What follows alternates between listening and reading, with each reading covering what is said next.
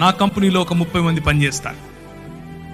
ఈరోజు నేను 2 షర్ట్లు 2 ప్యాంట్లు తీసుకుని వెళ్ళానని చెప్పాను. నేను 100% నా సాఫ్ట్వేర్ కంపెనీకి ఉదయాన్నే నేను బ్యాగ్ వేసుకుని వెళ్తూ ఉంటే నా భార్య అంటుంది, చర్చికి వెళ్తున్నావా, వెళ్ళరా అంటది. ఆరాధనకి వెళ్తున్నావా, మంచిగా వెళ్ళరా, మంచిగా ఆరాధన చెయ్యని చెప్తుంది. నేను వెళ్ళి పని చేసే నా సాఫ్ట్వేర్ కంపెనీ కూడా దేవుని రాజ్యములో ఉపయోగపడాలి. దేవుని రాజ్యము అది. దానికి ప్రభువు దేవుడై ఉండాలి, దానికి ప్రభువు క్రీస్తై ఉండాలి. మేము నడిపించే సాఫ్ట్వేర్ కంపెనీలో దేవుని రాజ్య విలువలు కనిపించాలి. మాకందరికీ యేసు ప్రభువే బాస్ అయి ఉండాలి. నా క్యాబిన్లో ఒక పెద్దది రాసి పెట్టాను, మా అధికారి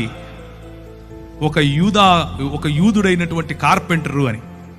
ఒక ఇంగ్లీష్లో ఉంటుంది, my boss is a Jewish carpenter అని. అది పెట్టాము అక్కడ. ఎందుకు అనంటే నేను అధికారి కాదు, దేవుడు అధికారి. నా ఉద్యోగం, నా సంపాదన, దాంట్లో 10 రూపాయలు ఇచ్చేస్తాను, 100 రూపాయలు సంపాదించి నా పని అయిపోయింది అని చేతులు దులుపుకొని వెళితే భక్తుడు అంటారు. 100 రూపాయలు ఇదిగో ప్రభువా నువ్వు నాకు ఇచ్చావు. పరిశుద్ధాత్ముని పొందిన వాడు ఏం చేస్తాడు తెలుసా? దేవుని రాజ్యం కోసం ప్రతి పైసా ఖర్చు పెడతాడు. తన కుటుంబముతో సహా ప్రతి చోట దేవుని రాజ్యాన్ని చూస్తాడు.